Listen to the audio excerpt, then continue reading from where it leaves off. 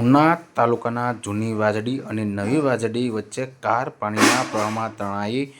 ધમધસતા પાણીના ભારે પ્રવાહમાં કાર તણાતા કારમાં બેસેલા એક મહિલા સહિત 3 લોકોની જાન બચાવી લેવામાં આવી. પાણીમાં કાર તણાતા તત્કાલે સ્થાનિક ગ્રામજનો આવી કારમાં બેસેલા 3 લોકોને બહાર કાઢ્યા હતા અને ટ્રેક્ટરની મદદથી મહા મુસીબત કારને પાણીમાંથી બહાર કાઢવામાં આવી હતી.